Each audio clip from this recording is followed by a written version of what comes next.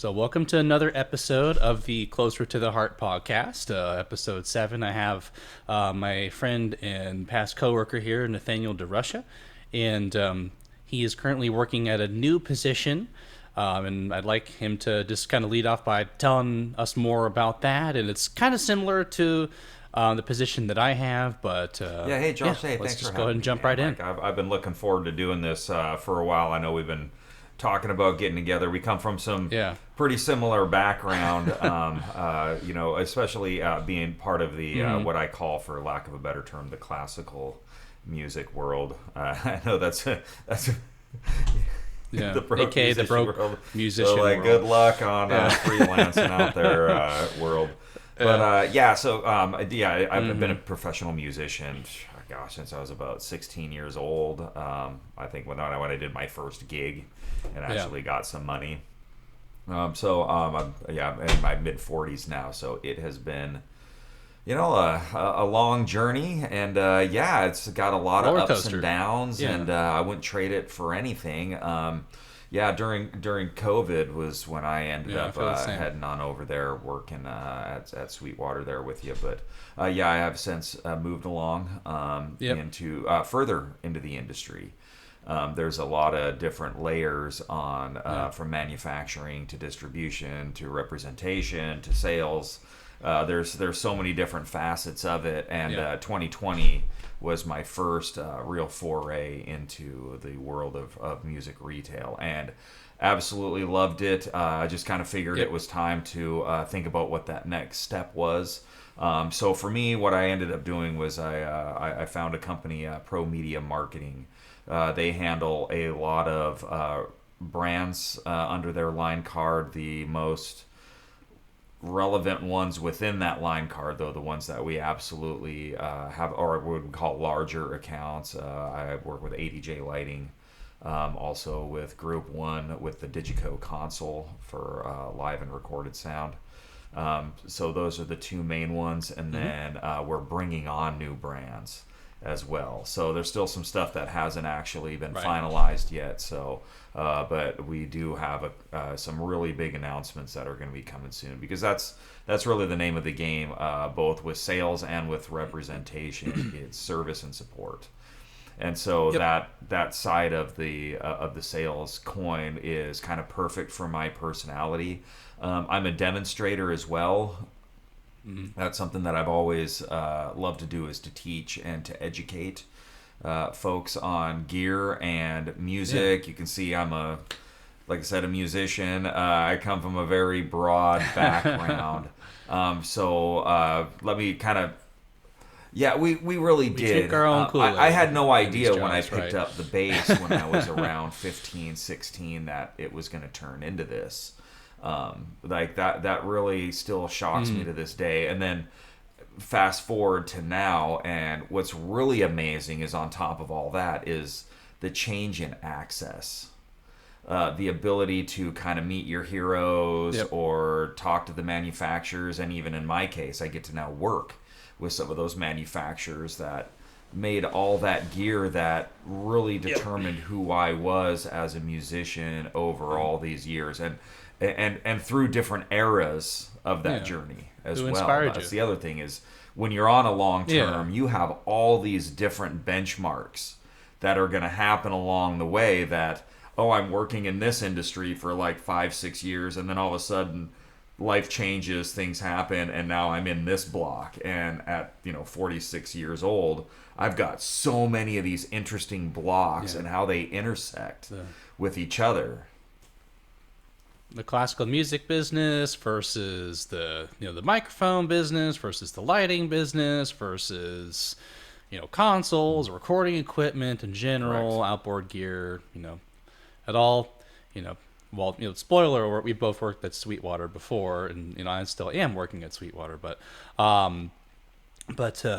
it's it all kind of intersects in that one place, and there's a lot of small brands in the music business. Some of them are bigger than others, and Pro Media Marketing is essentially, from what I understand, is basically a brand conglomerate of ownership of many smaller brands, and so you guys are expanding that umbrella of ownership over time, which also helps each of Well, those brands that's run I more think where the efficiently, marketing right? name comes from. Is that's how I really like to think about it because it's representation.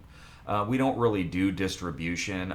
Basically, orders will be generated. Most of the time, it's me knocking doors, or Yeah. they have a team of purchasers who say, "Oh, we're doing this big design. Let's grab all these 80J lights," or "Hey, maybe this DiGiCo console is going to be perfect for this customer." So we facilitate the sale, and they're still purchasing through the manufacturer's dealer portals. So basically, what I'm doing is I'm going around and say, hey, here's a reason why you want to take my products that I'm representing and put them into your project. Here's the new specs and features. So when that opportunity pops up to say, hey, I need this really unique solution, Nate from that Pro Media group who represents this brand has been coming by. Let me give him a call, or maybe next time he's here on a demo, I can ask a few more high level questions. So for me, it's still P2P sales, but it's more business to business on those P2P sales. So Yep. because you can ask the question, well, where does Sweetwater get all their gear? Well, I happen to be an in-house representative of Sweetwater via Pro Media Marketing to help facilitate that. So the more brands that we can put under our representation, the more education about those products and those problem solution connections that can be made. That's what I'm responsible for, and then out of that comes the commission. Yeah, right. Just making the connection between That's correct. the I'm manufacturer the and the end middleman. user, and that there's a lot. And anyone who's spent any time in business knows that there's a lot of need and Yeah. money in in being that kind of type of middleman, not necessarily to be the salesperson, but just to That's correct. Great generate term. awareness for something, right? Because yeah, just to make this a lot simpler, I was driving down Coliseum on my way home the other day, and I realized, oh, there is a Hertz car rent dealer, a car renter place right on Coliseum, kind of where it meets the big corner there of Coliseum and Lima, and I realized, oh, I've been here for over 2 years and I've never seen that place. And it's because it's tucked away in this small little strip mall that's not facing the road. The two sides of the strip mall are facing each other, right? And I've never heard any advertising or marketing for it. So even though they might be running a very successful franchise, I had no way of knowing about them for over 2 years because no one ever put that information in front of me. So marketing doesn't necessarily have to be, here's 50 emails blasted at you from this guy who, you got on their email list because they offered you something for free, and now you're, really upset that you're getting bombed with all this crap. That's Marketing right. is actually just raising awareness, right? And education. And then from there, obviously that funnels into sales in terms of once the education is there, it's like, why should you invest in our solution to solve your problems rather than why am I trying to pawn this piece of crap off to there's a you? lot of Right. stigma that goes into sales as well because there is a need Yep. for it, but it definitely exists. And this is, I think, what most people think of when they think of sales is that really aggressive salesman who's just knocking doors and cashing checks and snapping necks and like all the Wolf of Wall Street stuff. But I think that's only one facet Yeah. of a much larger picture when it deals with sales. And in the music instrument or AV world, the really interesting thing that I'm finding is you don't need me now, but you will at some point. So the question is, have I really positioned myself to Right. be top of mind when you really do need a solution? And so Yep. That's a Yeah. phrase that William uses a be lot. top of mind. I just They're- need to be they're top of only mind. going to That's the think only about goal. me when it comes to Yep. video walls, and so they're going to call me and say, "Hey, what does ADJ offer right now for video walls that are going to help with my solution?" And we can go, "Are you outdoor? Are you indoor? Are you a permanent install? Does this thing need to come Yeah. up and down? How mobile do you need to be? How many screens do you need total? Is this a multiplex system?" And so I'm still asking all of those questions, and every time I go into a product demo or just a relationship touch base visit, the point is it's having a face that's recognizable, having a handshake that is firm and unforgettable, having all of these things that I think as a phone sales professional through Sweetwater that you lose a lot of those little nuances. I think that there is a hunger out there, and just this past weekend's Guitar Fest was, I think, proof to it. And I can't wait to see the final number of how many showed up. But it's dealing in access. It was and yeah, you were there, so I mean, yeah, I'd love to hear like what the concept was or what your perception was. But I know from what I saw just within the 2 days of sales engineer and early access for certain folks like myself being a vendor. What was interesting was it felt like there was a calm before a storm. But what I really am thinking a lot about, because it's not like the old trade days, like when you go to a trade show and you're writing orders at trade shows. The trade shows still happen, but that crazy ordering thing really doesn't. It's now more of like a relationship networking, like as if LinkedIn kind of like infiltrated. Yeah, it really is, LinkedIn but IRL, over so many brands, and you can kind of see what the other folks are doing. You see old friends that you've known from the industry. I saw a couple dozen people that I had just like seen around campus over the years and things like that. It was this big networking event, but what it is it's access, and that's what's missing. And I love the convenience of being able to hop on to the computer at 2:00 in the morning and go like, this idea has been bugging me. I need this cable as quick as possible so I can get this thing figured out. I really want it waiting for me at like 2:00 or 5:00 in the morning or 2 in the afternoon at the latest, so I can get moving forward on my project, right? But there's a different level, and especially in the industry that we're in, the music instrument side, even more so than just the gear side, which is I want to touch this and hear it and see it and feel it and do all these things with it before I make a purchase. Right. Yep. Like I spent 10 years looking for the correct bassoon to buy, and all my teachers kept saying, you need to get something. You've outgrown your instrument. You outgrew it like 4 years ago. And I was just like, none of these feel quite right. And anyone who's in the guitar world would know, that if you buy a Fender, it's kind of like buying a Yamaha. You know what you're getting, and they're almost all going to be the exact same. That's kind of their philosophy, is to make every guitar, every instrument as close to the same as the next serial number off the lot as possible.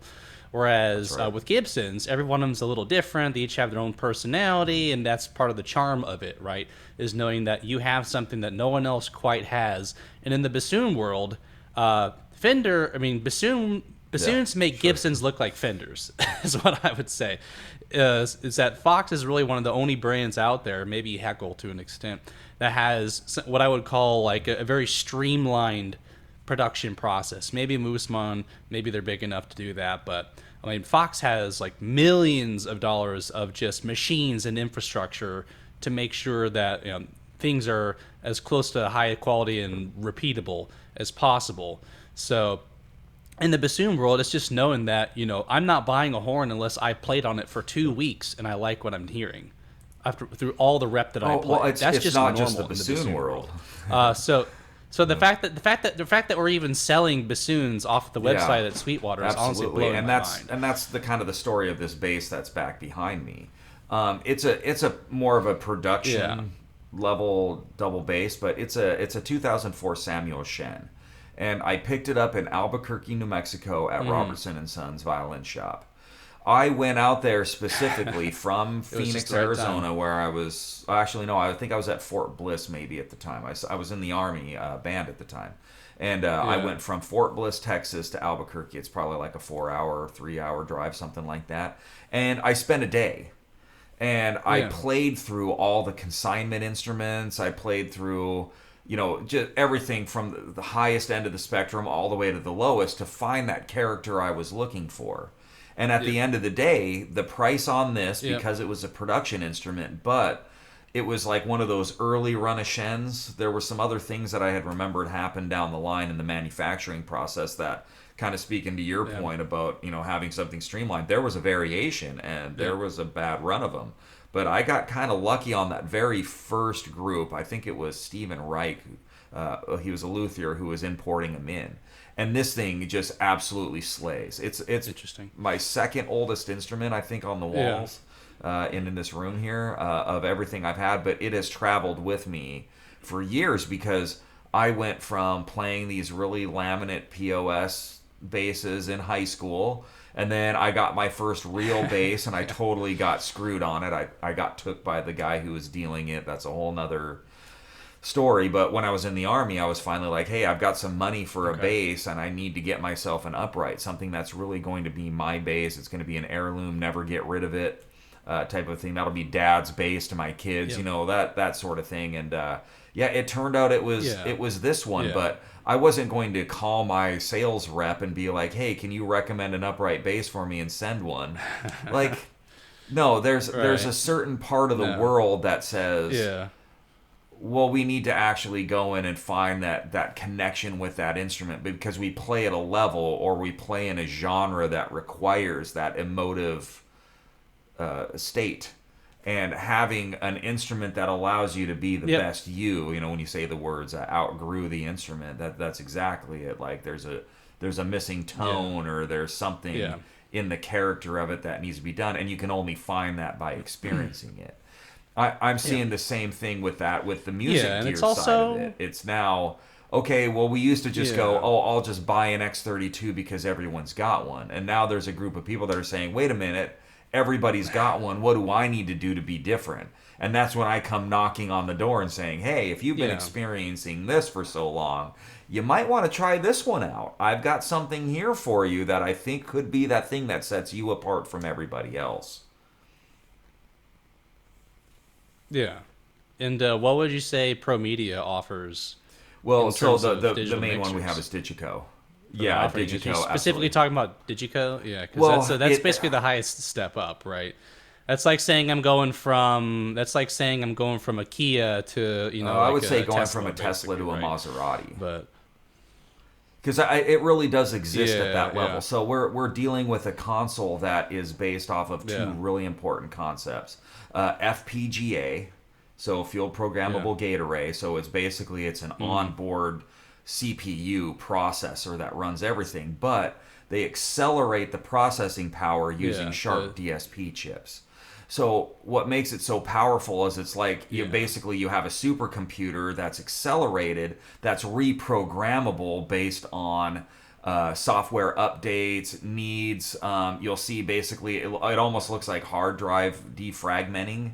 But what it does is it moves from that PCB board, which is the majority of those low-end digital mixers that are out there. It's a PCB board that it's highly colorful. There's a lot of resistance in there. It's got to do a lot of steps to transform. And so the overall quality and the latency, those two things get reduced. So the ability to measure incoming signal and compare it with outgoing signal to find the variances is really, I think, where the future of audio is going. And that's why I love being partnered up with DiGiCo, because it would be like, imagine if you could take your Pro Tools HDX rig everywhere you went to record. It didn't matter if you're in a hotel room, if you were in a bathroom, whatever. You could take it anywhere you went and you had that same level of quality.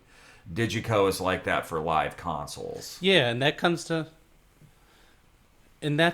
of comes into another point I was thinking about is as far as the needs of the industry, right? And being the marketer or basically the educator and problem to solution kind of pipeline person and the face of the brand. A guy who you may remember, my buddy Mick, who was in my class, for Sweetwater University. He has since left, and there was a time where he was applying to Earthworks for to be basically like the CSO essentially, and he was telling them, you guys need like $100 microphone, you guys need a $200 microphone. And they're like, well, why would we do that? And I mean, the place where the market is right now, like the economy is really, really struggling, and music sales have been down. They were down 18% from 2023 after Q1 of 2024, and they've since gone down probably another 5 or 10+% since then. So I mean, I'm having to be very, very scrappy at work to keep growing. That's just kind of, what's happening in the industry right now, and why the companies that produce the products are leaning on the marketers and the salespeople more than ever, because otherwise they're just simply not Sure. going to move product. It won't move on its own. So it needs a story and a face attached to it. But to kind of link those things together, I think that DiGiCo, they're just kind of known to me as, that brand that if you own a venue, you Sure. might start thinking about, DiGiCo. And then even then, you're going to need a lot of convincing and a lot of capital and maybe even an investor, to help. Because for perspective for people in the audience, these consoles are like, they probably start far above depends on the model $100,000 and at the price series. point, right? And they're high. And they're highly modular, and Yeah. they go up past 200,000, right? So if what if a DiGiCo had an X32 that's an competitor? absolutely wonderful point, Right. and I'm glad you brought it up, because I get this objection all the time, the exact Yeah. same thing that you're talking about. I've had everything Yeah. from, hey, we've been priced out of the market when it comes to that. There's this conceptualization about what it really is, and after getting hands on with the three main series, the S, the SD, and the Quantums. With the S series, that's your actual that's your Midas killer. That's your X32 killer.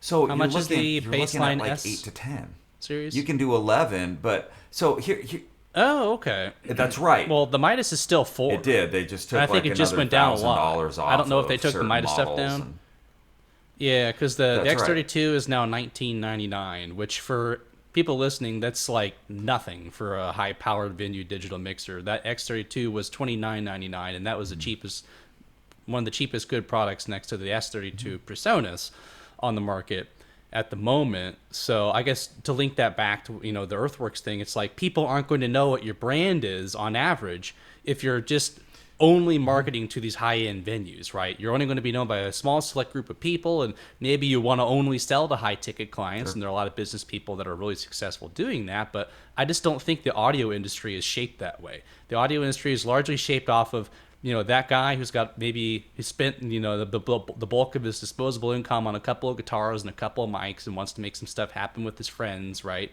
And then those are the people those are the people that do a lot of the bulk spending in the industry, right? So it's just that it's a lot of like smaller sales along the way compared to buying several cars worth of product for a giant venue that's doing on tax write-offs. I guess that's why I'm saying even $8,000 to $10,000 is still going to be like right. over double the price of a Midas, right? So to me, that's more like that is like still a console salesman, dedicated console specialist type of sale. I'm saying, like, what if DiGiCo just had a product that maybe they're not super, they're maybe like Earthworks, they're like, well, we don't want to make something that we're not proud of intellectually, right? We don't want to be associated with this like filth or whatever of consumer console. But it's like, that's most of what's going on. Like, how much more could DiGiCo put into their production if they had an X32 competitor for all these churches, right? Like, even a church that has like 75 people in it, 50 people in it, which is most churches, they just use the X32 because everyone says that's what you use. What if DiGiCo had that's just what you use? So right, and everyone knows DiGiCo. That's not the play, and that's what like Apple has. Like Sure. Apple has like MacBooks. I do. And like yeah, mini MacBooks. absolutely. You see what I'm saying though? Like, why Because is that? there Why is that not is the a play? market that is already for that low budget stuff. Why jump into that when you can sell to clientele that are saying, hey, look, I need quality. I need something that's way up there. I need something that's going to translate my vision into reality and reduce that load on me of having to deal with headaches, or, like I say in lighting, shedaches. I can go buy $25 Do you think that freaking lighting fixtures from China, and I can cart them in, and I can do all of my lighting and everything and have this massive show for a fraction of the cost. However, I'm going to be constantly replacing those. I'm going to be constantly dealing with headaches. These products, these premium products, who are they for? Okay. They're for people who actually are in the industry. They're not for Bob, who plays wagon wheel with his band on the weekend. Dude, if that's you, buy Behringer. Knock yourself out. Have a great time. This is for folks that are like, look, I'm a professional. I want the best of the best. I want the good gear. Yeah. I want to go down to Robertson and Sons and spend a week looking for my perfect bass before I buy it. So these are not your first console. This is, so DiGiCo I've been is, audio engineering for 5 or 6 years, and I just landed my first major tour with a really, really kick-ass band, and I need something that's going to be reliable night after night. That's who's going to go ahead and they're going to buy it. I don't go to end users as pro media marketing. I don't knock on Bob's door and try to get him to buy. I'm going to go to a production house that has 3 or 4 shows going at a time, and on their riders, people are asking for DiGiCo because they know the quality. So I'm going to go try to sell as many consoles as I need to make their vision and their business model a reality and profitable. So I think right now it's really hard to delineate sales in MI because, and this is my background, and it's going to be your background too, being at Sweetwater, which is retail is getting pounded. Retail is getting absolutely decimated. However, my installer integrators right now are up to their necks in projects. They're booked out through September, October. It's multi-wallet Money is funneling stuff. And this is one of the reasons I bounced from Sweetwater. Is because I was caught in that cycle of end user, and I was catering and marketing to them. Yeah. Now I'm marketing to the distributors. I'm marketing to the production houses that need to buy 45 of these speaker boxes because they're going out on a major tour, and this is what the artist has requested. That's the difference. Now, with some of these newer ones, I'm going to other you're places working that directly are, with the more retail based, and I do have my retail folks. But here's what they've done. So I think this is a really great point because this is observation from me on the road over the last few months, which is every retail store that I find, whether it's here in Indiana, down in Kentucky, any of those other places, they are a retailer with X. So it'll be, we do retail sales plus lessons. We do retail sales plus rentals. We do retail sales plus we're an event production company. So they've combined with other business models just to try to survive. And it's very telling that some of those vendors over at the Sweetwater Guitar Fest this last weekend, they bailed from a really big bass convention that goes on every year. They didn't go to the small one. They went to Sweetwater because I think in the retail space, that is still a great move. Get embedded in with the sales engineers. And that's why I love what I get to do because I get to go show my products as well to the sales engineers, and it literally is like I'm hitting 600 stores. Now, to be fair, I probably get about 50 who actually show up and care because there's so much business that's happening there for them to fully take their time out and come visit. It may not be possible. It's just the nature. That's just the nature of attention grabbing in general. Exactly. But you're still That's a huge run stores. because I have about 175 to 200 stores that I found. There's still some refining that I'm going through as I kind of walked into the role. It was okay. So here's all the prior business that's happened, and here's some of the contacts. Trust but verify that they exist before you just start blasting out marketing emails and things like that. So I do like a phone call, email kind of combination. And then if I don't get any hits back from that, I'll Google map the location of the business. And then when I'm in the area, if I've got the time, I'll pop in, knock a door, see if I can confirm or who is this now. And there's been a lot of changes over the last 4 or 5 years because of the whole COVID era and what that really did to the industry. But right now, an economic slowdown is it boosted it exponentially, and a lot of permanent decisions were made. Well, on the tail end. It's a sine wave, right? We had this massive influx of cash, and people made permanent decisions on a temporary status, and then the bottom dropped out, and we're coming back up that far end of that sine wave. It's cyclical. We've got an election year. Yeah. We've got what did I hear the other day? It was a really great term. It was called an affordability crisis. It's not inflation. It's not stagflation. It's not any of those. It's just an affordability crisis. Yeah, I mean, I saw something very interesting the other day, and it was about, I think the guy was like, I forget what his first name was, but long story short, he's like a gold expert, and he was saying that inflation is not the printing of money; it's the lack of velocity of money.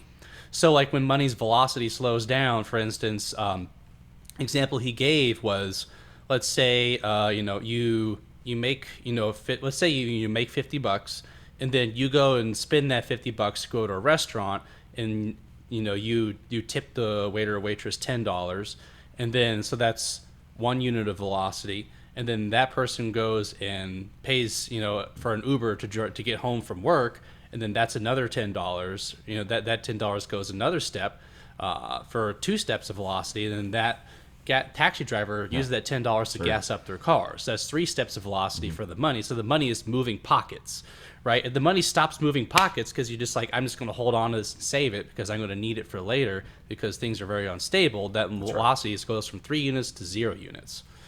So, and when the money holds and stays in place, suddenly commerce goes to a halt. And obviously there's, literally multiple billions of different velocity networks in any given economy. So that's just a very simplified, isolated, atomized example. But overall, if that velocity slows down, that's what we're seeing with retail right now in the music industry. Right? It's everyone saying, "Oh, well, I got all my stuff, my stimulus money's gone, and now I'm seeing the tail end of inflation," and so retail's really struggling. And I'm noticing that everybody who's doing okay at Sweetwater is still doing better. It's everyone who has big business accounts. Like B2B is doing just fine and getting even stronger because what happened is we don't have recessions, we have wealth transfers. When money got printed, a lot of the consumers without a lot of business acumen or financial education, what happens is they're like, oh, I have all this free money and now I want to go buy stuff with it. And so instead of putting that money in a place where it's going to benefit them 1, 2, 3, 5, 10 years down the road, investing into some type of business venture or into gear, so to speak, for a business venture, and they just want to spend it on stuff that feels good in the moment that they've always wanted, and then suddenly they're without that money, but that money went somewhere. The velocity went somewhere. It went to a business that provided the service or good, and so what happened is the money. We've been having this kind of wealth transfer thing happen for a while, but COVID just kind of really accelerated the timeline to a severe degree. And now the retail, the B2C is in the pits, and the B2B is and it's that's still where all that and it's money still went. flowing around that way. So I think I made a conscious decision that. It's two pieces. I think that there is a level of, there absolutely is people that are basically hoarding their money or hedging their bets on the economy going the other way, so they want to save a little bit for a rainy day, or they understand the art of delayed gratification and not willing to just load up credit cards with all kinds of debt to get what they want now, right? That's the main consumption model that was really prevalent when all of that COVID money came in. There were some savvy people who figured out that they could redirect it and help build that business that they always wanted to do, or they would pay off debt with it, or they were knocking out all that student loan debt without having to deal with the interest that was tacked onto it. Really smart money moves, or buying that house and making that investment into it. There was that group, but then there was another one that they were just like drunken sailors on leave, right? They were just blowing money left and right, and so they kind of got themselves into a pickle. Cool. So here's what I really learned that was prior to my decision to say I'm going to part ways with Sweetwater and go find something else within the industry. Was I realized I was dealing with really, really highly charged hobbyists. I wasn't really dealing with that clientele that I thought I was going to be, because you're right. Who has the wealth right now over at that as a Sweetwater Sales Engineer? It's people who have amassed the business records. It's the people who have the multi-wallet accounts. Yeah, who are working with people who are working with Riot Games. That's it. Or Disney. It's the Disneyland, same thing in the rest of the industry. And they've had those accounts for 15 to 20 years. You're not getting those accounts until they retire. Yeah, and then even then, it's going to be, oh, wait a minute, you're high enough on the hierarchy over here at Sweetwater, so therefore we're going to transfer some of these important accounts over to somebody that we can trust, right? And so, I mean, it's a long process. Yeah. Because why wouldn't they? It's a huge chunk of their business. They'd be stupid to say, "Hey, Johnny, 2-bits who just got here, here's your chance." They're not going to sacrifice like a $400,000-$500,000 account. That's right, exactly. It is great business to have your core people, but it falls back under that 80-20 rule, right? 20% are doing 80% of your business over there. Yep. And you can look, and I've seen the graphs of income, and it's this logarithmic thing. It always looks like I'm trying to make this look right. It always looks like, exactly. It's like this basically, little tiny sliver, and then it goes doesn't look like this. It doesn't look like into this. all the success, right? So. Yeah, and then suddenly the top 10 look like this, right? Yeah, it's as logarithmic because they're all making way more of each other. But that's what happens when you do good business. You're going to get that 80-20 rule like across the board every time. Mm-hmm. Well, that's just a Matthew principle. That's just a natural law of. Yeah, I'm more of the mindset of I'm 10-80-10. I believe that there's 10% that are your real true like superhero performers, get-her-dones, but then you've got 10% that are like your people that are like rowing backwards from everybody else, and it's usually due to their own incompetence, very rarely their nefariousness, or just laziness. Look, there's always going to be people that are there that are poisoning the well. So one of my main things as well walking away was like, okay, I want to go into a business model that does not have any corporate smell at all. I want to stay away from anything that's going to have like an HR department or I've got to go over to an administrator to get things done. I didn't want to do that. So this opportunity as a freelancing musician allowed me to kind of understand that really important principle, and I think you know the name of it. I just can't remember off the top of my head, but it's the employee, self-employed, business owner, investor. The cash flow quadrant. Oh, the cash flow quadrant. Yeah, so ESBI. Yeah, and for those listening, that's employee, self-employed. Correct, yeah. So I finally investor. was able to kind of pull the plug on the employee side after a lot of years. I mean, within the military, I was definitely an employee. Mm-hmm. I'm a bug under the heel. It's hard to do. And then going to the mining community, because I did that for a while as a copper miner for a few years, and I really loved it because I'm also a systems engineer, and I think that'll be another really cool thing to talk about, like how much I love systems and what it means as a musician. Why do I love them so much? And then the Sweetwater thing. So those are kind of like my last three like main jobs. I had some time I spent like working in the family business, and that's when I learned about systems and I learned about admin and finance and those things. But really the three main things that I've worked in that were non-family business related were all employee level. Then I broke away and went freelance and was able to be like kind of a self-employed. But after a few months, it was like, okay, so if I want to move into more of a business-minded way of thinking, I need to learn more about the industry. I need to learn more about how things are stacked. Who runs what, who decides who does things before I move into the business model side. But it's always constantly in my head thinking, and I'm thinking about what am I doing next to make that a reality for myself. So that's taken years of trial and error. I've lost as many times as I've won. Yeah. Yeah. Well, that's part of the game, right? I don't want to turn this into say all Kiyosaki's tropes fest, right?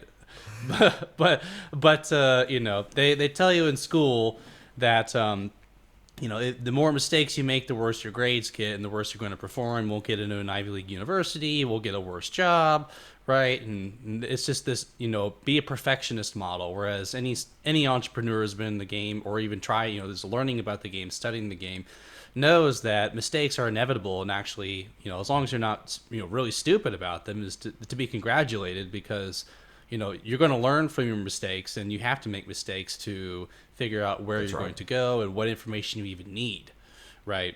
So you want to make calculated choices, but not be That's right. afraid Yeah, to you got to put misstep. some level of skin in the Right. game in it. And so for me, that's what Yep. happened. Yeah, and you You learn do best because by you having skin in the remove the game. net. You know, you sail to the new world and burn the ships, right? You've Yep. got to go in and you've got to be dedicated that you're going to succeed at this thing. However, there are certain behaviors that you've got to make sure that you have beforehand, and that's why I really like that Midas Touch book. Why I thought it was so relevant is because it was easy to kind of put all the principles Yeah. on each hand and think about, like, you know, the first one being can you self discipline? Is that possible for you to do? Can you self-discipline? Can you say, I'm going to wake up at this time and I'm going to go crush this thing?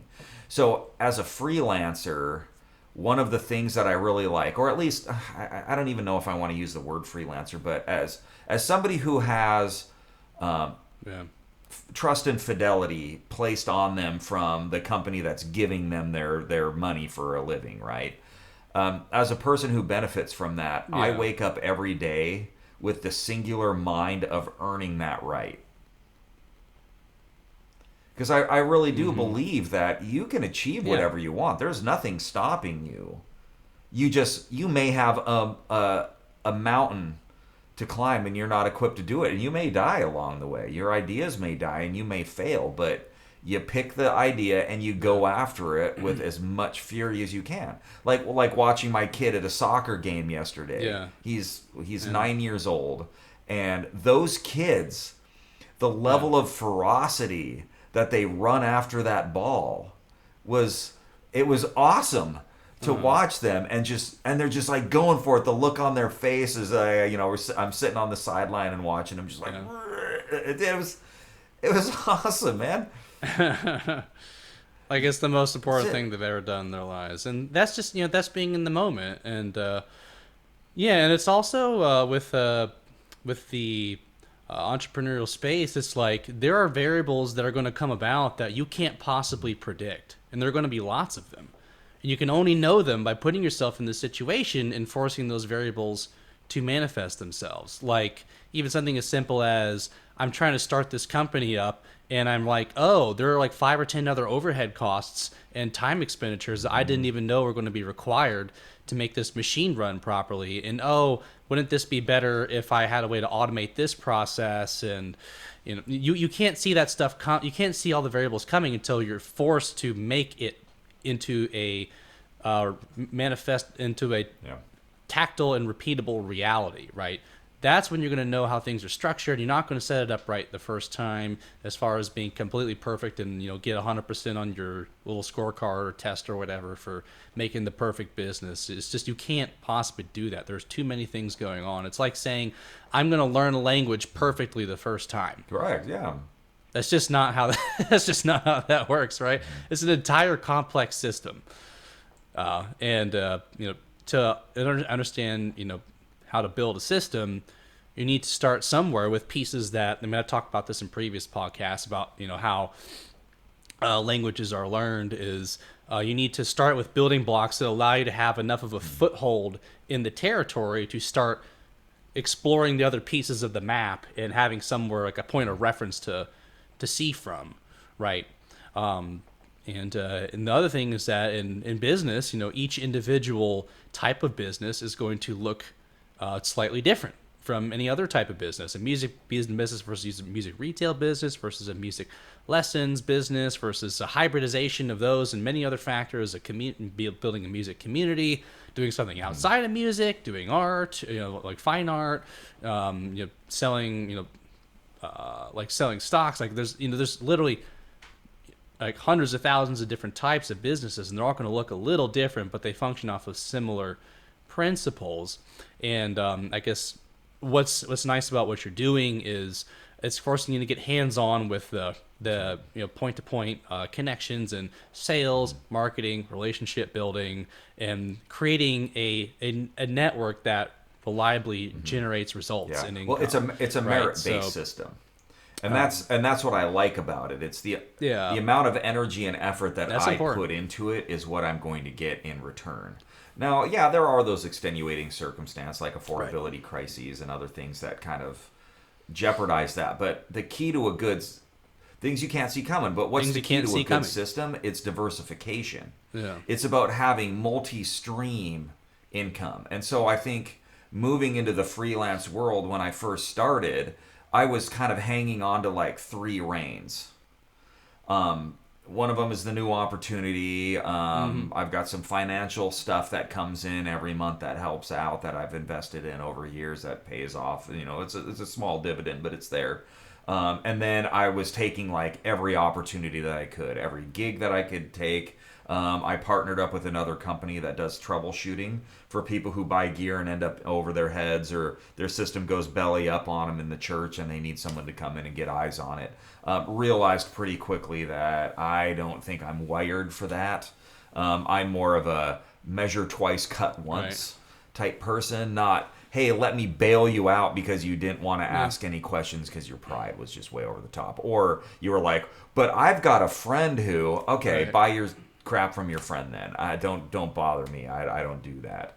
And it refined who I am as a salesman, going, okay, well, who do I actually want to work with? Like, who do I spend my time with? Because I can look at every possibility that's out there, and it's my job to delineate opportunity that is more likely to seed versus not. And how do I do that? Metrics. Look them in the eye, bring them the gear and see if they're excited about it and they have any genuine interest. I mean, there's a myriad of ways to do it, and there's a myriad of books that try to, and methodologies that try to explain, well, this is the best way to do it. But really, it's like what you're saying is you just got to go out and do it. You got to create forward momentum, and you can never stop that momentum. Celebrate every success, every win, because you never know when that line's going to dry up. And if you start getting into that poor me mentality within a sales thing, it really does start to manifest itself into negativity. And so I celebrate every win. Yeah. Negativity So and even results. if it's a small purchase, even if it's just like, finally I contacted this person.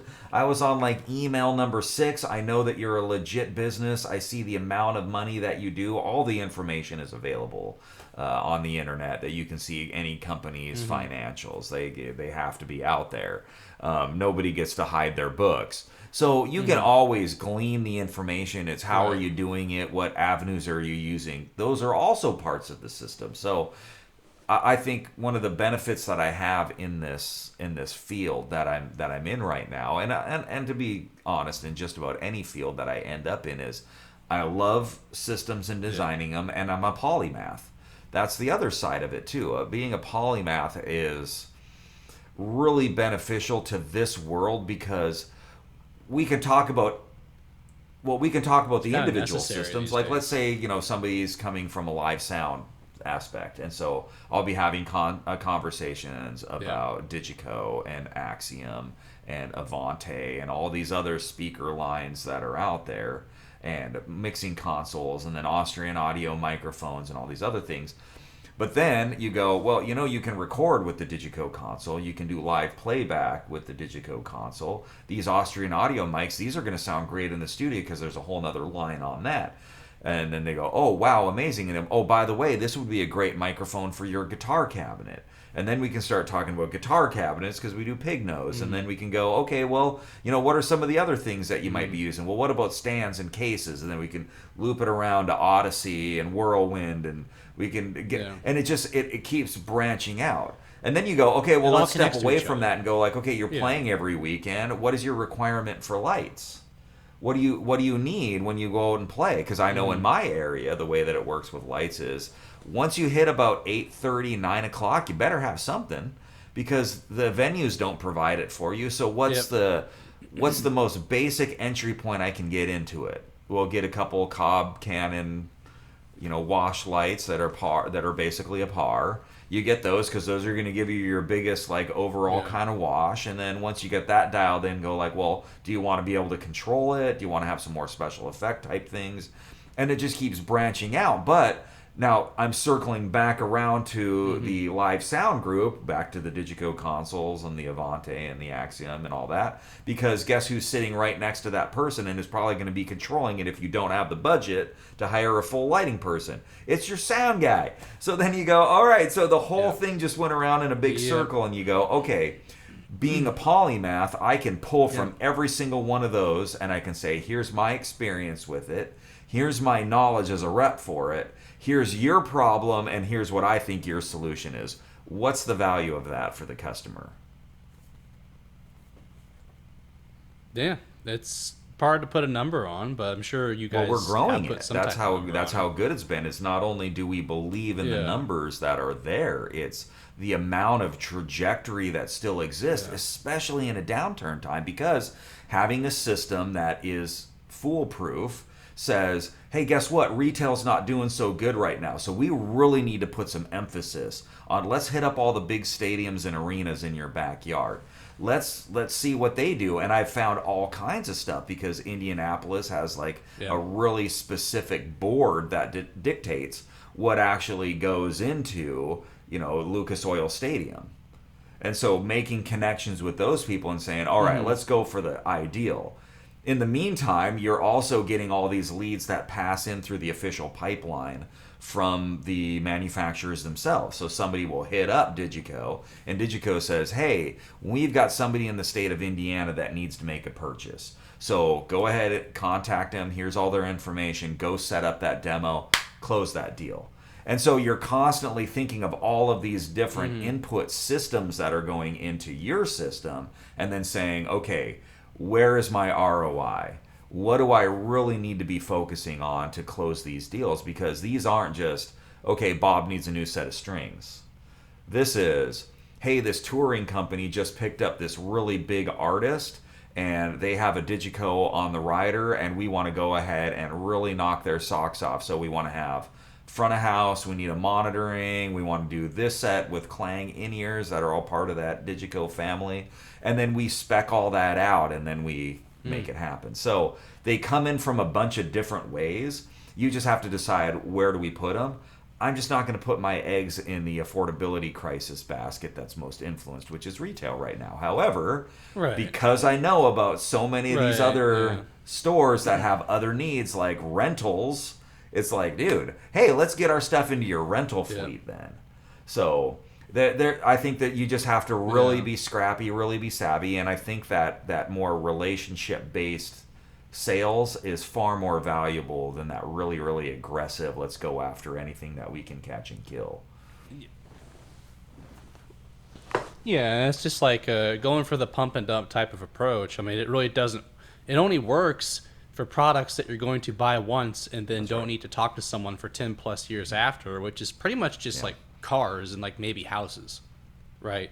Things that are just too expensive to be handled any other way. Anything that you're going to have to build upon over time, and audio is definitely built that way. You get an instrument, you realize someday you'll need to record that instrument if you want to, have any form of success in professional sense, or just even in a prosumer kind of hobby, a passionate hobbyist type of sense. You realize that's going to require you to get a microphone. Microphone requires you to get an audio interface. Audio interface requires you to figure out how recording even works, and then you get into all these other component pieces like plugins and maybe even outboard gear, and then you realize, oh, maybe I want this other instrument to accompany my recording, or maybe I need to figure out how to do recording with more than two people. You get into headphones and headphone mixes and yada yada yada, yada. Like, right, when you get that instrument, you don't realize that you're taking a first big step into an entire ecosystem of products and services and knowledge. So, and that's just the way, anytime a system is built like that, I think that the relationship-based sales is just the correct play, right? Because I do think that there are times and places where relationship-based sales is actually inefficient. And that's, I mean, even if you're selling a car, you're trying to make a great relationship with the person, if you don't close them from the time they walk in, you're trying to make sure that you get a call back from them, and however long you need to get them back into the place, and you just, as long as the relationship lasts till the close, and you leave them with a good taste in their mouth after the close, with a couple like follow-ups here, that's going to do the best to keep them top of mind down the road. You're not going to spend 15 years doing follow-up, exactly. How's that car been treating that's the you? whole point, is you want to make sure that you're selling so, them new stuff so you can reset that clock, right? Yeah, whereas in every the audio month, world, you can like reset every that month clock you on can every reset single the call. clock. It's brilliant, and especially as like a traveling person, Yeah. because they like getting those demos. And it's not the owners, it's the workers, it's the people that are out there doing the job. They are the ones who love it, Yeah. and that's why I spend a lot of time with them when I'm out on these visits, getting to know them just as much. I mean, certainly, I love talking business with the owners and seeing what it is that they do that makes their model successful, because I'm still, like I said, always thinking about what is my business? What am I building here? So for me right now, it's kind of centering around a show. If I had to like describe my bass playing, really, I'm a Vegas guy. I'm the kind of guy that's like, dude, pit orchestras, Broadway, Vegas, show bands, things that are like a show. It has a starting point and an ending point, and you go and you entertain. I don't like doing the bar band thing that much. There's always a place for a pit music.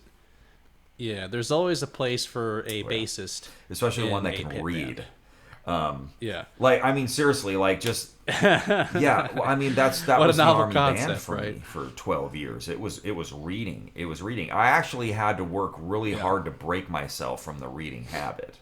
Now, reading anything. You mean sight reading, right? Just reading music. Or just period. reading It music. doesn't matter if it's Nashville notes, if it's figure Okay. bass, if it's like actual like treble clef, bass clef, tenor clef.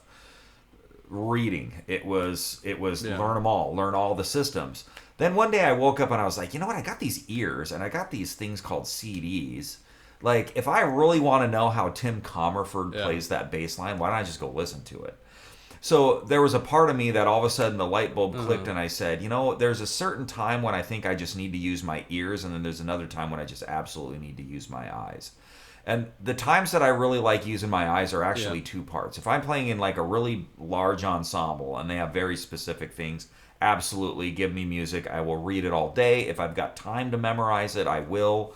I'm still working on like more complex memorization strategies because my book of music is so big in my head. It's like I want to keep consuming. I want to be able to hear a song and already know the part and all the nuances. Not, perfect pitch or really, really good relative pitch, but like literally knowing the bass line to like every song that I possibly can. Anything top 40 anyways.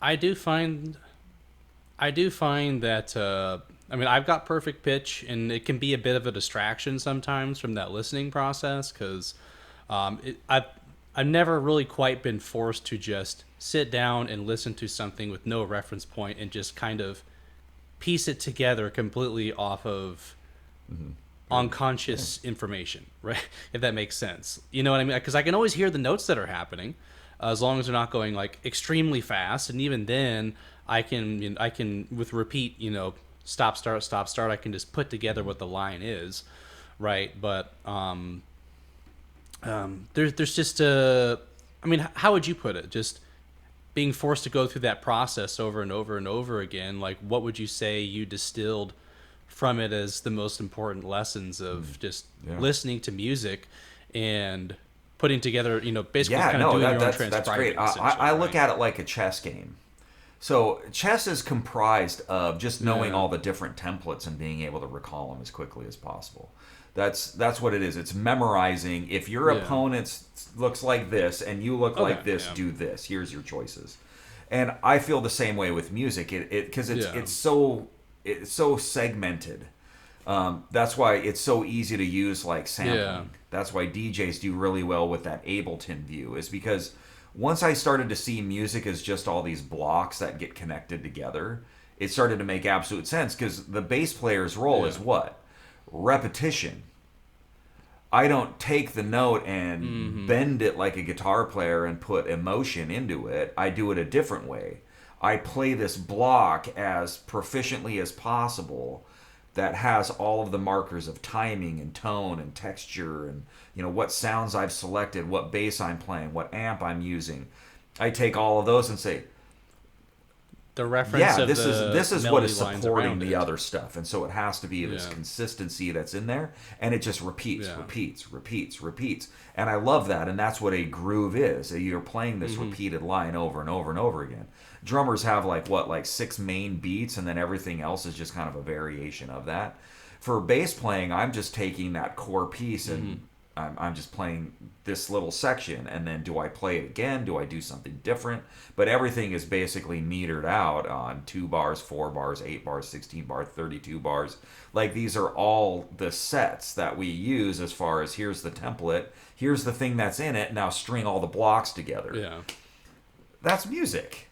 Like, when somebody came up with the concept of a measure, they put us they put us into a perfect blocking system, and that's why sequencers and other things look the way they do. You're just assigning these blocks and putting things in place. Yeah. So In so as a different bass groups of player, twos, usually, who right? plays the Vegas They can style, obviously the be Broadway style, I think of that exclusively, but I'm not limited to that thinking.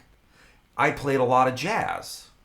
Like, that was like one of my primary roles as an army band bass player. It was like I always got put into jazz combo. Yeah. I played a lot of the rock band stuff and the show band with horns and everything. I did a lot of that too. I played in the big band stuff where it was, upright, but it was very specific jazz. Not the freeform stuff that I was doing in soul. Yeah. I would, we'd get done with the duty day, we'd grab our gear, we'd jump on the subway, and we'd head out to a gig. And we'd go play jazz for the Koreans, and it was 4 or 5 hours of playing changes and traveling to all these little spots where jazz was super cool and super relevant to the Koreans. So I cut my teeth a lot doing that, but that's one of those places that I actually kind of want to have a chart in front of me. I'm not one of those guys who's gonna memorize a real book and know how to play all of me in all 12 keys.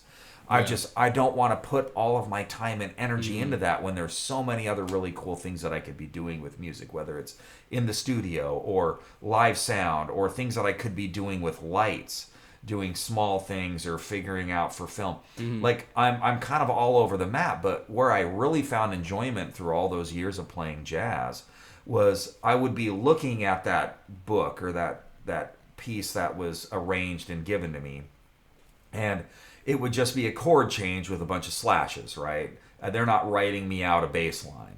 If I'm playing big band, if you want to write out a bass line because I've got things that are doubling, like what, a bari sax player or a bass trombone is doing, by all means, put that stuff in there. But when I just flip open, a real book or a fake book, whatever terminology that people are going to use, it's the same thing, right? It's a bunch of chord changes. They don't actually give me the bass line. They just it'll say like medium swing, BPM 120, whatever.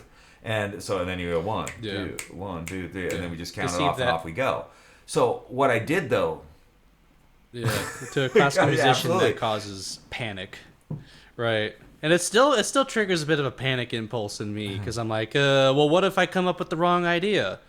And that kind of comes back to that school mindset versus you the got to get entrepreneur out there and make those mistakes, man. Right? So that's the beauty of it, and it's understanding. Okay, well, I'm seeing a G7 chord. I know, I've got a flat 7 in there. I've got a B. I've got a G. I've got a D. So that means I got an F. And so I just know, okay, so those are my notes. But I'm also looking ahead to the next one. So if I'm going from a G7 to a C7, I go, okay, so what are my crossover notes? Well, if I use the C, that's actually the 4th. So I go dun dun dun dun dun, and I just walk from G up to C in 4 beats. Wow, that's like a little puzzle. Oh wait, shit, there's a whole bunch of puzzles. This whole thing is puzzles. And then I was just finding ways to weave in between and get to the next one. Whereas, you could go purely by tetrachords. Yeah. That's what Joel DeBartolo, when I was studying with him, he was the Tonight Show band bass player.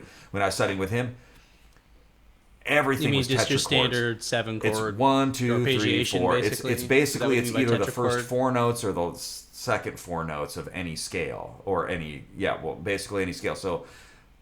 Oh, so a tetrachord would be G, A, B, C, and that's P, it. G. That's that. Okay. It's not G, using B, D, F. triads, right? It's tertiary theory, right? Yeah. So. Oh, I see. Yeah. So it'd be G, C, F. G, C, F, B. Well, that's if you're going up fourths. No, this is It's Fourths. literally like you said before. G A B C would be a tetrachord because I'm just ABC. playing the first Okay. four notes. Because what does it lead me to? It Okay. leads me to the next chord change generally because it's just 2 5 2 The 5 fifth. 2 5 2 5 Yeah. 1. 2 5 2 5 1 2 5 1 Yeah, 2 5 yeah, 2 yeah. 5 2 5 1. That's like all what jazz is, Yeah. right? I mean, that's why rock is way harder. You have to actually Yeah, know the a lot of song. 2/5s, Like I have to 2/5s. have listened Yeah. to Bomb Track by Rage Against the Machine first. I had to listen to Comfortably Numb from Pink Floyd Yeah. at least one or two times before I'm going to walk out on stage. Mm-hmm. Whereas in jazz, they like count it off and they're like, we're an A. And then you just Yeah. like kind of fill in the blanks because you hear the movement. It's all really, really predictable, Yeah. really, really formulaic. What is the magic about it is what you're doing to insert you in, doing improvisation, of creating those bass lines, how you're really stringing them together. So I started to look at it as like this giant game of Tetris where I'm trying to fit all these different blocks together. Maybe I wanted to do something that is tertiary harmony. Maybe I wanted to do something that was tetrachords, passing tones, augmented and diminished intervals, things like that I'm interjecting that make all of the interesting stuff, doing secondary dominance, like taking advantage of all of those theoretical movements, but knowing what they sound like ahead of time and how to string them together. Well, the real eye-opener was when I merged that one with the kind of the Vegas style pit thing that I like. Because I just started viewing everything as a good suggestion. How do those connect? So be aware of anything that's a hit. Like you'll notice it because you'll have nothing but chord changes, and then all of a sudden you'll get a measure that has rhythms that are written in. You know, a dotted quarter eighth note. Okay, if I see a dotted quarter eighth note, With no, I want to play that. notes, just Well, flags, I mean, they'll stem it out. They'll do all kinds of Yeah. stuff. It'll all of a sudden they'll have like expression Like markings will show up out of nowhere in those parts.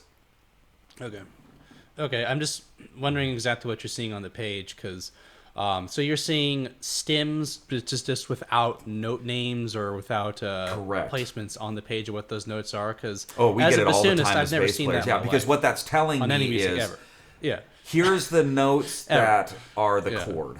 So it'll give you the chord symbol. But then it'll give you the rhythm with the slashes. So you don't actually have to play those notes. Maybe there's some other note in I've seen it there once or twice. that relates Yeah. to that chord. But it's the rhythm that's important. And that's what changed because you're doubling what somebody else is doing rhythmically. Maybe it's a hit on the drum, ba ba ba, Right. something like that. And you got to da da da. That comes in there. So whatever you were doing, pause for a second and play that hit with the rest of the rhythm section or the horns or whatever. So I started taking those kind of mentalities and going like, well, so what is really important in the song? Am I going to deviate on Billie Jean? Boom, boom, boom, boom, boom, boom, boom, boom, boom, boom, boom, boom, boom, boom, boom, boom. No, I'm gonna play that Probably thing not. just like boom, boom, boom. I'm not gonna go dun dun dun dun dun dun dun dun dun. I'm not gonna do something like that or like I'm gonna play boom, boom, boom, boom, boom. However, when you get to the bridge, right, or the pre-chorus, I'm not sure which it is, but it's a D minor 7 chord. That little section right there, I can make up whatever rhythm I want. Dun dun dun dun dun dun dun dun. Bum, bum. Like I can do all kinds of stuff in there that still keeps the integrity of the groove. And that's what it started to become was like, you know what? How do I make me fit into the song without ruining the integrity? And that's where I was able to pull from all those years of playing jazz and improvising and saying like, oh, I can use these little tetrachord walk-ups as I'm playing Oh What a Night. Like there's like these really cool sections in there where I can do like triplet little things, dung, ga-da-dung, ga-da-dung, ga-da-dung, ga-da-dung, ga-da-dung, ga-da-dung, and like walk it up the scale. I have just carte blanche now to do whatever I want. And very rarely would you ever get anybody who would know the difference. That's pretty cool. Maybe another bass player who may play it and they know the recording that much better. But look, if you want it like the recording, go listen to the recording. You're coming out to see a live band. You're watching live musicians at the peak of their ability in real time, entertaining people, creating something out of nothing. Something out of Magic. a template. Yeah, which is there's a turn. I've been to many contemporary music festivals and things like that, and they're trying to figure out how to basically do what you're talking about. Taking a bunch of very academically raised classical musicians who got into the contemporary scene, and they realize there's a lot of like more spontaneous kind of markings in these pieces, and like improvise. And I've played pieces with a jazz influenced by a composer named Manfred Schuf, I believe a German composer, and there are markings in there with the improvisatory, markings, and just basically something similar to just here's some chord changes and some stems and go, type of thing. But in the contemporary scene, they call this spontaneous composition, right? Where essentially what you're doing is within you need to create. There's this quote all over the internet with podcasts and everything that with all creation needs, all creativity needs limitation to thrive, right? And the limitation is here's your chord changes. Sometimes, here's your chord changes. Here are your stems. Here's kind of the base structure of what's going on, and then that's more established in the verse and the chorus, and especially in jazz, you have kind of like a chorus or even like maybe a verse. Like a refrain, you could say, and then like usually it's like refrain, somebody solos, refrain, somebody solos, maybe like three people solo one after the other. Maybe you have like a 3-minute drum break or something, right? If you're getting a little deeper into the set, but those solo breaks are chances for much greater improvisation, but they usually revolve around like, okay, we're going to stabilize this by having a couple of specific chords that just keep cycling over and over and over. Right. So, but like that, the creativity needs that limitation process in place to have structure. Otherwise, you're just kind of hoping everyone hears each other going in the same direction at once, which is not really going to happen. But yeah, that's like the beauty of live playing is it kind of is the more people like it more when we blur the lines more between performance and composition as we go, right? Through the means of spontaneous composition. I think it's academia, though, that is wholeheartedly responsible for eliminating that improvisatory mindset in music. It's kind of also the classical discipline in general, but I don't even think it's that, because if you look back to the Baroque era in particular, and even the classical era, it was normal for people to like they just wouldn't write cadenzas into the piece. Like they would say, there's like here's where the cadenza happens.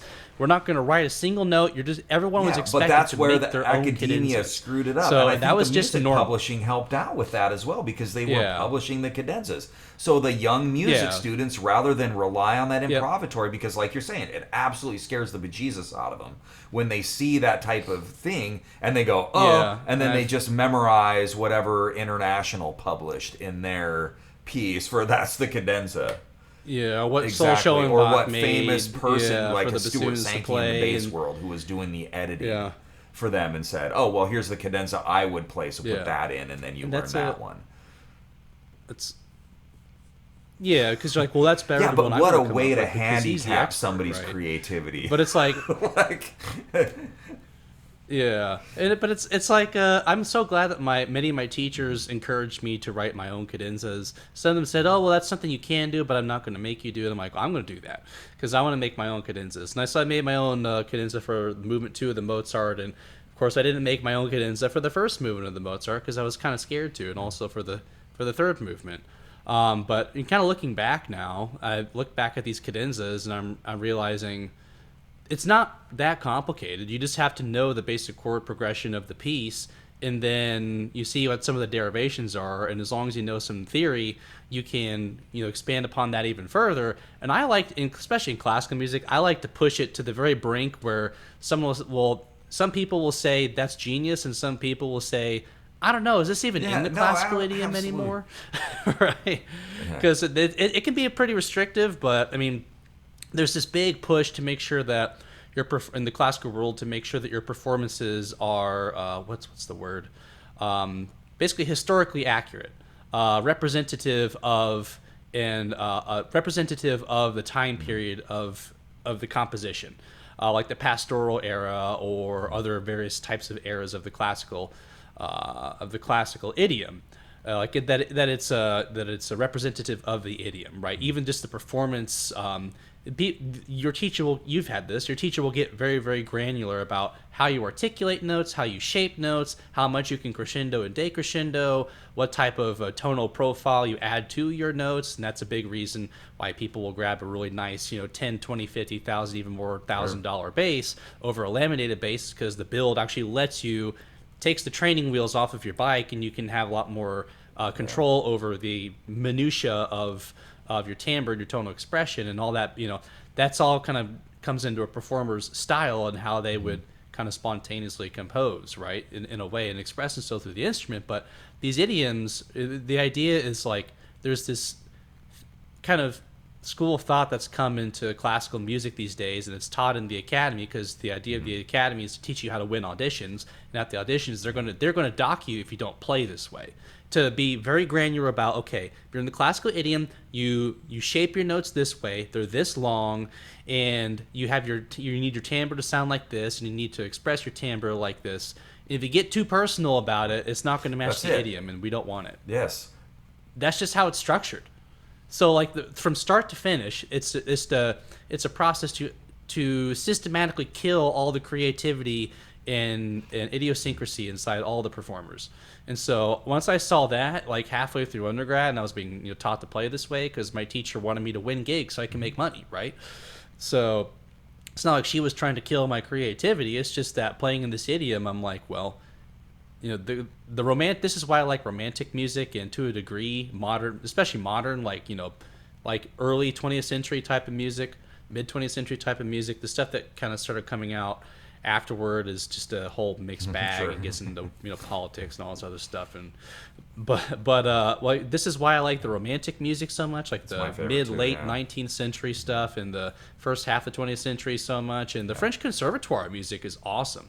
There's a whole body of music for bassoon in the French Conservatoire competitions from like the 1950s, 1940s that allows for a lot of more variable expression. But like back then, in the classical world, a lot of these pieces were being, I guess for lack of a better term, commissioned by royalty, kings and queens, for their courts and presentations. So it wasn't exactly like Mozart had some rules he had to follow too, and if he was going to produce over 650 different works throughout his lifetime and eventually be given his own cataloging structure, he wasn't going to do that by making 650 completely unique pieces, right? They were going to follow a specific structure so that he could continue getting published and continue getting funding from the royalty that were allowing him to continue his book of business, so to speak, right? So it's all just kind of, it's like half coincidental, but also half just an attitude that got baked into the academy somewhere in the 20th century that just systematically destroyed the spontaneous composition impulse inside of the performers. It's amazing the parallel and taught it out of them that you're talking about with the current music industry today. It's the same thing.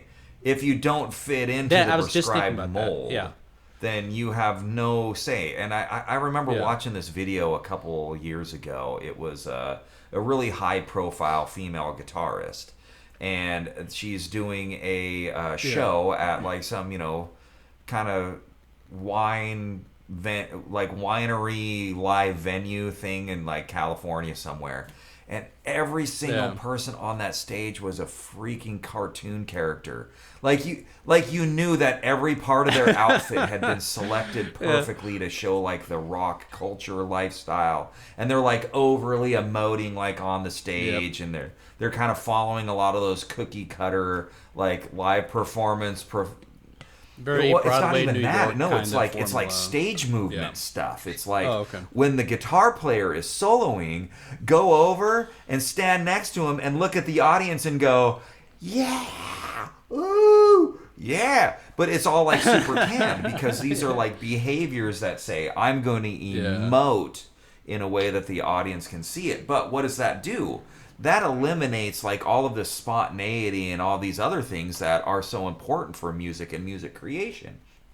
It's about playing off the other people that you're playing with to help push you into new directions.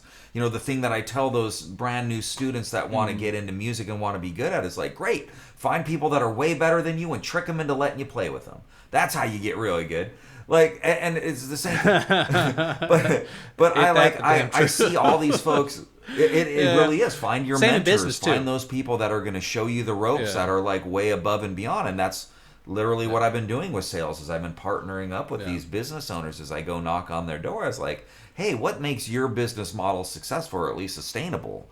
And I'm just taking mental notes. You know, I'm just kind of putting down all these ideas into whatever my thing is going to spring out. But in the meantime, as a musician, I stand really firmly on that level of, I have the experience, I have competence in it, and I love showing other people how to do it because it's been so important in my life. And this is one of my favorite sayings that I came up with. There's this kid I was working with years ago.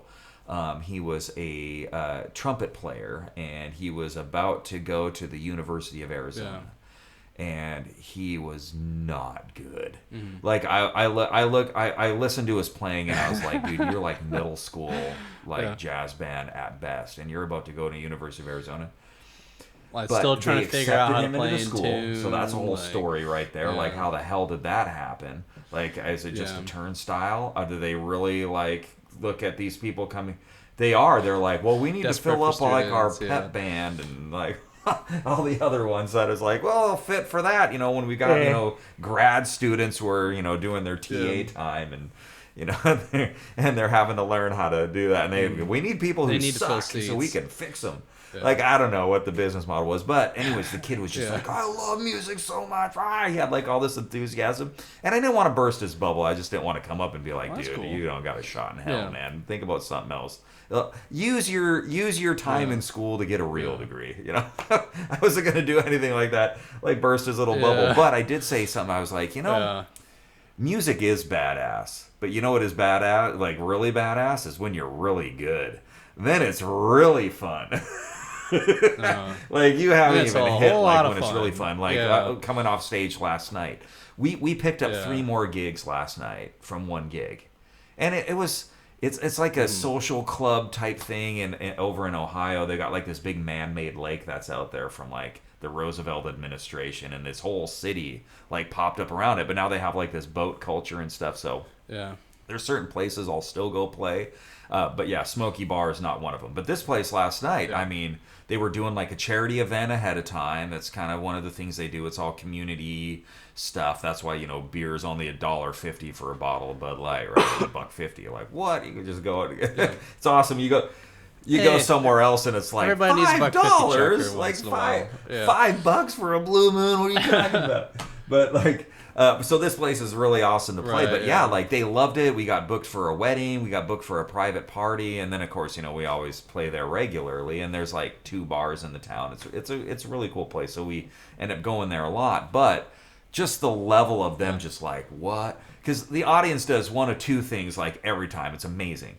We'll start playing, and then they're like, "Oh shit, this is my song," and they get up and they start getting into it. Or the other group that sits there and goes, so that's let me record these guys real quick. Put this on my Instagram. And great so marketing, by the way. It's a self-feeding system. So what I'm going to do now, and this is kind of future plans, and I'm already like negotiating out because I've got a sister who's a pretty high level influencer when it comes to gastric bypass surgery, and she has a makeup channel that she's had for a lot of years, and she's made a lot of money with it. Okay. How many followers does she have? Thousands. She's like I said, really, really successful. She's got a lot of folks, and it's the sponsorship money. Yeah, I mean, tens of thousands in a medical, tens of thousands she's in a had STEM it for over industry 5 is pretty years. good because that'll draw brand so deals. she's also survived the tanking. Like a lot of channels, they'll launch and they'll do great, and then blah. So what she did to help facilitate that was she hired a content team. So she still shoots all the content, whether it's a TikTok video with the vertical style or does all these other, like she'll be sitting down in front of the makeup. Yeah. But that's the in game. they push her stuff is everywhere. to get some type well, of she hooked me agency up with her or people. team or so, something. Right. I'm starting the negotiations Yeah. because as I'm landing these new brands, the way it works is there's a budget that comes with it. Think of it like a base pay. It's certainly not enough to like sustain yourself, but it's enough to cover like your road costs, any marketing fees. You got to go to trade shows and represent the brand, so there's money kind of in the budget to do that. So what I'm doing is rather than taking it as any type of an income, it'll still probably come into my pocket. I'm going to use it as a separate pipeline and utilize this group to just, because I cover so many brands, because I love training so much, product demos, I'm just going to utilize this resource, push it through, and then get it into the actual marketing pipelines for all of the companies that I'm working with. So come up with a good intro, send it over to their marketing team and say, hey, blast this out on yours. It's already going out on all mine. This is secondary to what Pro Media Marketing is already doing. So they're looking at like the big ones. They're like, hey, here's this month's specials. Here's these others. So I take my marketing and I target it. So that's kind of the next step in it, because you evolve as you go, as you get more and more access, then you want to start to bring more people in. And now that I'm knowing who my backyard is, now I can target and start to leverage some of those relationships that I've now built over the last few months. And it comes with that one thing you said, is you just get out there. That's it. And That's it. you got to get out there and try stuff, because a lot of the means that you have to your end, you can't possibly know what they are until you get on the road and try stuff for 3, 6, 12, 24 months, because you'll build these connections and relationships. Like, for my podcast, for instance, 3 years ago, I didn't know who you were. Yeah. Right? And I've been wanting to do a podcast for like 5 years. I was like, who am I going to have on the podcast? So I guess I'll have a whole bunch of health experts, right? Because that's who I want to interview. Sure. And those are coming, but getting more structure for the idea as you build out the idea. Now I know I want to have like a JRE type of thing, and I want to have all these experts on to talk about all these in-depth topics and bring their thousands, tens of thousands, hundreds of thousands of hours of expertise on a specific subject and really drill down on it. But there's also going to be a lot of episodes like this where I have connections like you have met through music and playing in the music retail industries and all this different focus, like music focus instead of comedian focus, and there's a lot of connections to music and business, music and life, and music is just kind of one big analog for the representational patterning and structure of business. We made a lot of connections there, and also to just how to conceive of life in general. I think that's why we all really gravitate toward it, and why, even though there's such a huge push to extract all the wealth from the musicians and fund it all completely up top to a couple of moguls at recording companies and all this type of stuff. But I think that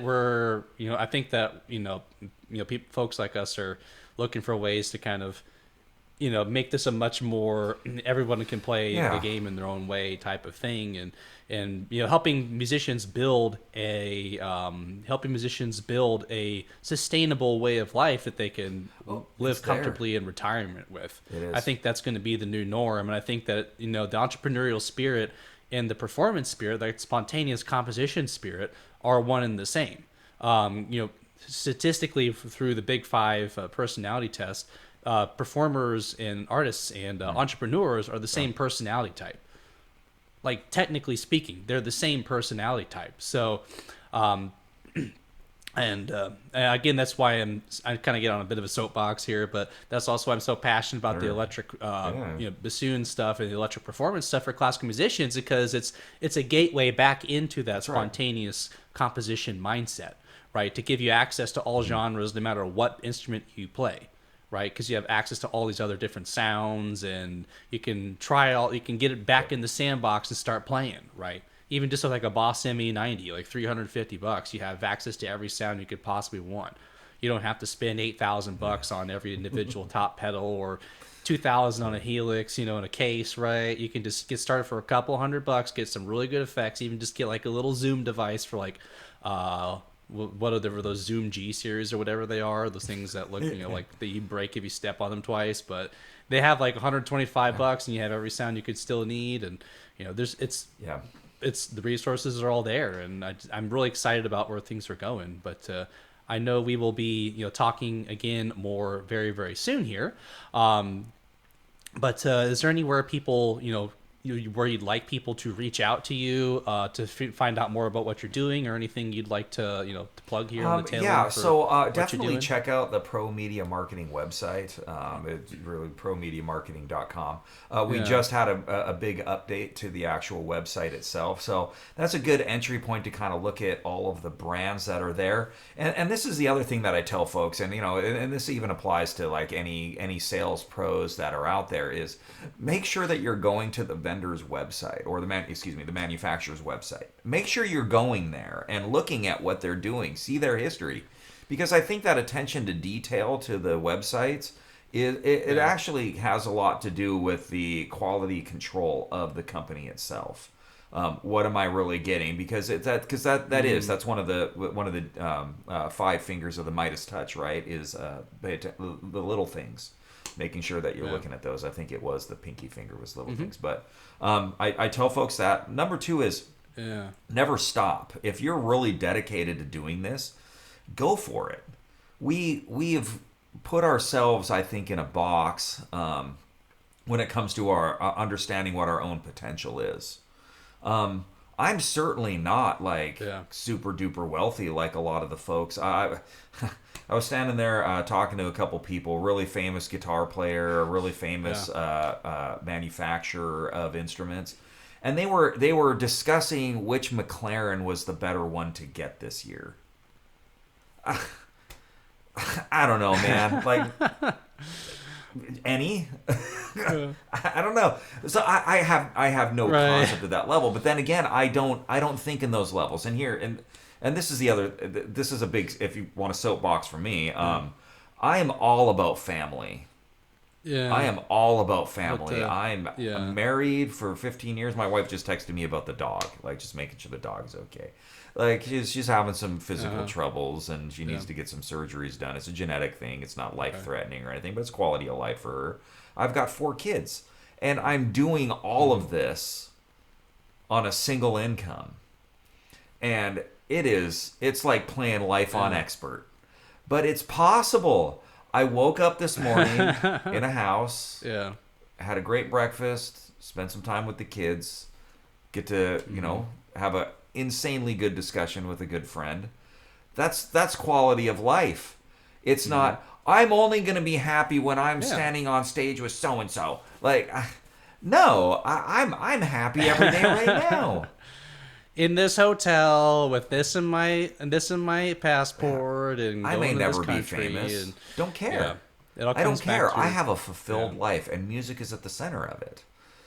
That for me is the play, and I get to have a lifetime of just fun experiences like I had last night and the night before. I played another show the night before that even, and I got another one coming up this weekend. I am surrounded by all my favorite toys. I have gear just coming out my butt at this point. It just it literally coming out is. your It's an nostrils. abundance mentality that I said, you know what? I'm going to celebrate every win. I'm gonna be positive.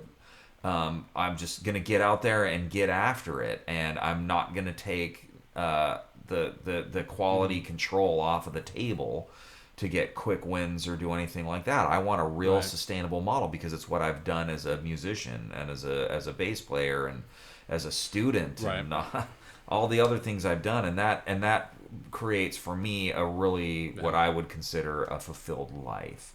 So check out the Pro Media website. I've got my card here if you want to get a hold of me. This is like my business line. I'll kind of put that up there. I don't know if you can see it. It's got to be reversed. well, what does it say? Nate at promediarep.com is the best email to get a hold of me.